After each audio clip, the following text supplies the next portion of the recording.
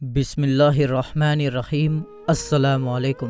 جب حضرت علی پر زہریلی تلوار سے حملہ ہوا، دوستو تمام صحابہ اکرام میں سب سے مظلوم ہستی حضرت علی بن ابی طالب ہیں کہ جنہیں خود بھی شہید کیا گیا اور پھر ان کے بعد ان کی اولادوں میں سے ایک ایک بچے کو ذبح کیا گیا۔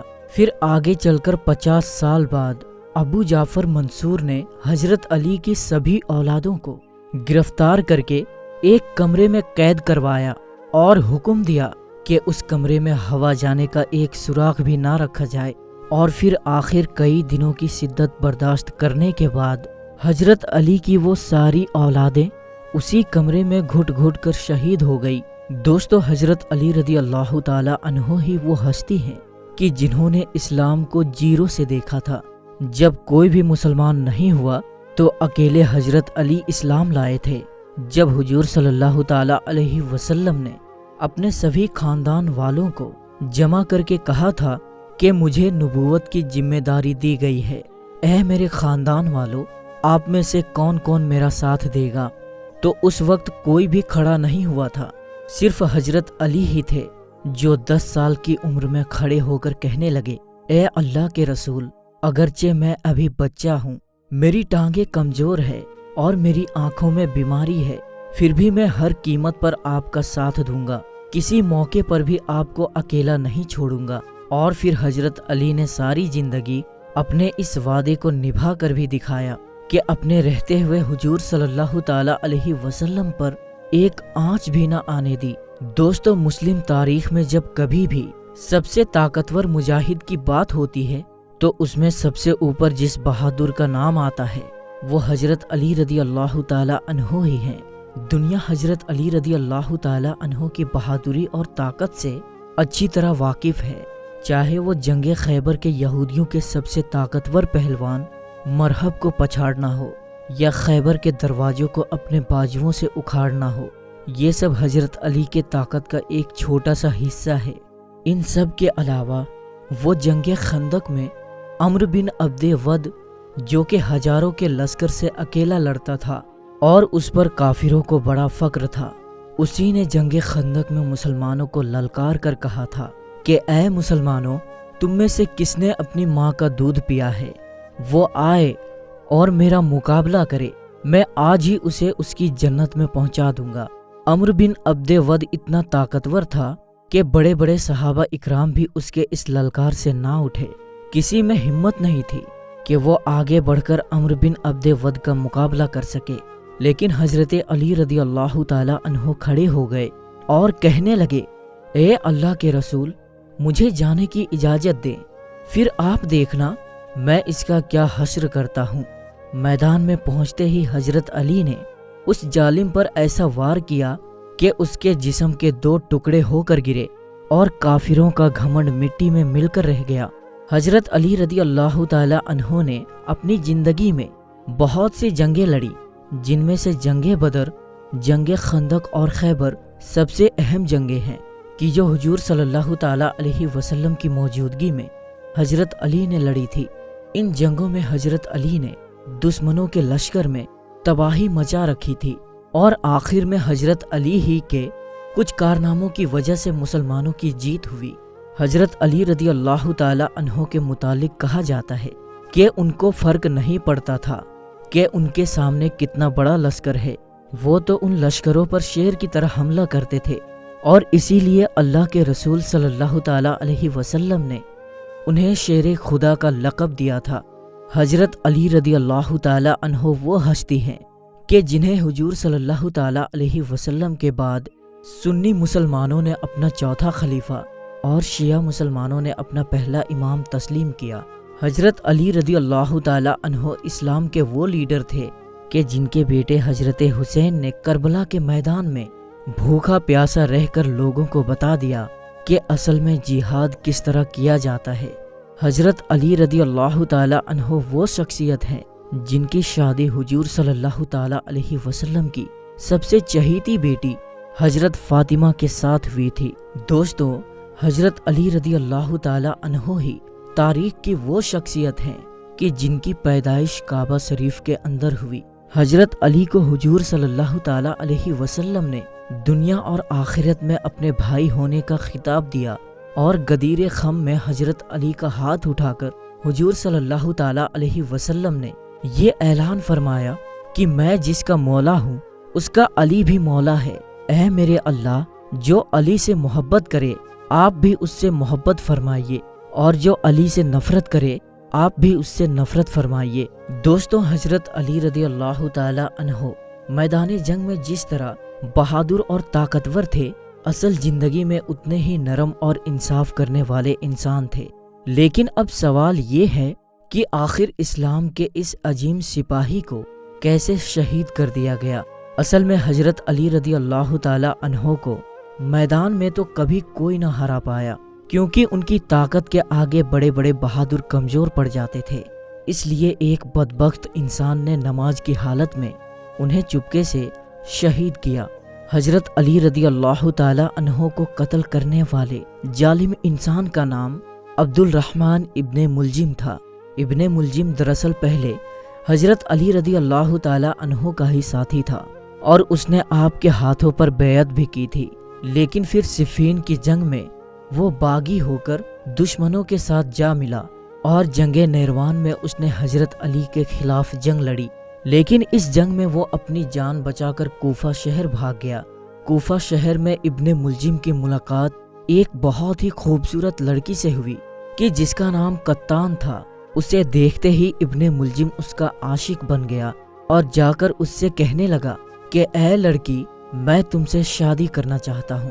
وہ لڑکی حضرت علی رضی اللہ تعالی عنہ سے بہت زیادہ نفرت کرتی تھی، کیونکہ اس کے باپ نے حضرت علی کو کافر کہہ کے جنگ نیروان میں ان کے خلاف تلوار اٹھائی تھی، جس کی سزا میں حضرت علی نے خود ہی اسے قتل کر دیا۔ اس لیے اس کی بیٹی قطان حضرت علی سے اتنی نفرت کرتی کہ ہر وقت ان کے خون کی پیاسی رہتی۔ جب ابن ملجم اس قطان نامی لڑکی کا عاشق بن گیا تو اس لڑکی نے ابن ملجم سے کہا کہ اگر تم علی بن ابی طالب کو قتل کر دو گے تو میں تم سے شادی کر لوں گی۔ لڑکی کے محبت میں آ کر ابن ملجم حضرت علی کو شہید کرنے کے لیے تیار ہو گیا۔ یہ سن 40 ہجری کا سال تھا اور رمضان مبارک کا مہینہ چل رہا تھا۔ اس وقت تک حضرت علی کی عمر 63 سال ہو چکی تھی۔ رمضان میں حضرت علی رضی اللہ تعالی عنہ اپنے بچوں ہی کے گھروں پر افطار کیا کرتے تھے۔ سارا دن روزہ رکھنے کے بعد حضرت علی رضی اللہ تعالی عنہ افطار کے وقت بہت ہی کم کھانا کھاتے۔ ایک دن آپ کے لڑکوں میں سے کسی نے پوچھا کہ آخر آپ اتنا کم کھانا کیوں کھاتے ہیں؟ تو حضرت علی نے جواب دیا کہ اب میرا جانے کا وقت آ گیا ہے کہ میں نہیں چاہتا کہ میری موت ایسی حالت میں ہو کہ میرا پیٹ بھرا ہو۔ 19 رمضان کی رات حضرت علی رضی اللہ تعالی عنہ اپنی بیٹی ام کلثوم کے گھر مہمان تھے۔ بیٹی نے افطاری میں جو کی روٹیاں، دودھ اور نمک پیش کیا تو حضرت علی رضی اللہ تعالی عنہ نے فرمایا کہ دودھ کا پیالہ اٹھا لو، اور پھر نمک اور روٹی سے افطار کیا۔ افطاری کے بعد نماز میں مشغول ہو گئے۔ حضرت علی رضی اللہ تعالی عنہ ساری رات دعائیں کرتے رہے۔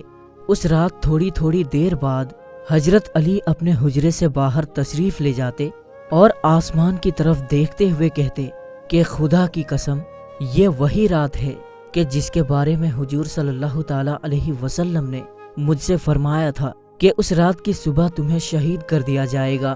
جب فجر کا وقت ہوا تو حضرت علی رضی اللہ تعالی عنہ نماز پڑھانے کے ارادے سے گھر سے باہر نکلے تو اچانک آپ کے سامنے بہت سی بطخیں اور مرغے آ کر چلانے لگے۔ وہ ایک طرح سے حضرت علی کو مسجد کی طرف جانے سے روک رہے تھے، لیکن حضرت علی نے کمر باندھی اور مسجد کی طرف روانہ ہو گئے۔ حضرت علی رضی اللہ تعالی عنہ سمجھ گئے تھے آخر وہ مرغے اور بطخیں کیوں ان کے راستے میں آ کر انہیں مسجد جانے سے روک رہی تھی۔ ان دنوں حضرت علی رضی اللہ تعالی عنہ کوفہ شہر میں تھے۔ مسجد میں پہنچتے ہی حضرت علی نے سبھی لوگوں کو جگایا۔ ابن ملجم بھی مسجد میں سویا ہوا تھا۔ حضرت علی نے جا کر اسے بھی جگایا۔ اس نے اپنے پاس ایک تلوار چھپا رکھی تھی کہ جس کو اس نے پورے 1 مہینے تک زہر میں ڈبو کر رکھا تھا۔ اور اس تلوار پر ایسا زہر لگایا تھا کہ جس کے اثر سے موت بہت جلد واقع ہو جائے۔ جب حضرت علی فجر کی نماز پڑھانے کے لیے امامت کے مصلی پر کھڑے ہوئے اور پہلی رکعت کے سجدے سے سر اٹھایا تو ابن ملجم نے موقع دیکھ کر حضرت علی رضی اللہ تعالی عنہ پر وار کر دیا۔ وہ زہریلی تلوار کی چوٹ حضرت علی کے ماتھے پر جا کر لگی اور خون بہتے ہوئے حضرت علی کی داڑھی میں آ گیا، کہ جسے دیکھ کر حضرت علی نے کہا کہ رب کعبہ کی قسم، میں کامیاب ہو گیا، کیونکہ حضور صلی اللہ تعالی علیہ وسلم کی زندگی میں ایک بار حضرت علی رضی اللہ تعالی عنہ بہت بیمار پڑ گئے تو آ کر حضور صلی اللہ تعالی علیہ وسلم سے کہنے لگے کہ اے اللہ کے رسول، اب مجھے لگتا ہے کہ میری وفات کا وقت قریب آ چکا ہے۔ تو حضور صلی اللہ تعالی علیہ وسلم نے فرمایا کہ نہیں اے علی، تیری وفات اس وقت ہوگی کہ تیرے سر کا خون جب تیرے داڑھی کو تر کر دے گا۔ اسی لیے حضرت علی رضی اللہ تعالی عنہ نے جب ابن ملجم کے سر پر وار سے اپنی داڑھی کو خون سے تر دیکھا تو کہنے لگے کہ اب میں کامیاب ہو گیا۔ حضرت علی رضی اللہ تعالی عنہ پر وار کرنے کے بعد ابن ملجم نے مسجد سے بھاگنا چاہا، لیکن صحابہ اکرام نے اسے پکڑ لیا۔ حضرت علی بے ہوش ہو چکے تھے۔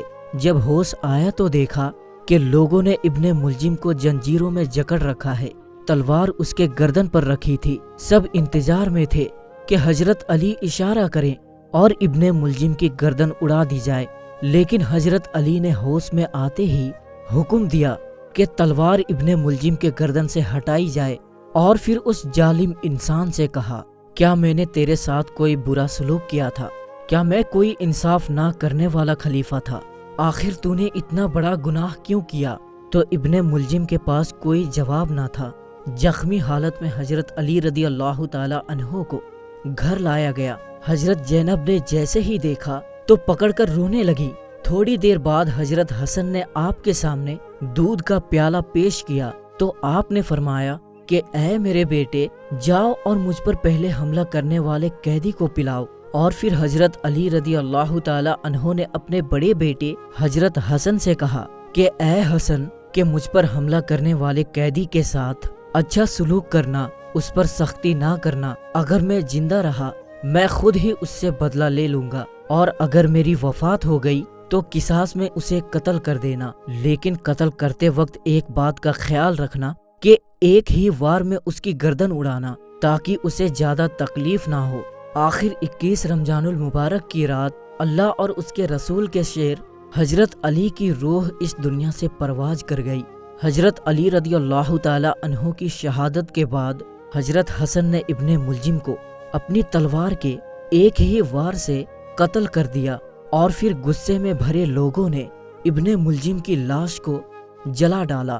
دوستو، حضرت علی رضی اللہ تعالی عنہ تو وہ ہستی ہے کہ جن کی فضیلت حدیث کی کتابوں میں سب سے زیادہ ملتی ہے، اور حضور صلی اللہ تعالی علیہ وسلم بھی انہی سے سب سے زیادہ محبت کرتے تھے۔ یہاں تک کہ ایک بار حضور صلی اللہ تعالی علیہ وسلم نے حضرت علی کا ہاتھ پکڑ کر اپنے سینے پر رکھا اور کہا کہ اے علی، کیا تم اس بات سے راضی نہیں کہ جنت میں تیرا گھر میرے گھر کے سامنے ہوگا؟ تو حضرت علی کی آنکھوں میں آنسو بھر آئے، اور آنسوؤں کے ساتھ مسکراتے ہوئے حضور صلی اللہ تعالی علیہ وسلم کو جواب دیا کہ اے اللہ کے رسول، میں راضی ہوں، میں راضی ہوں۔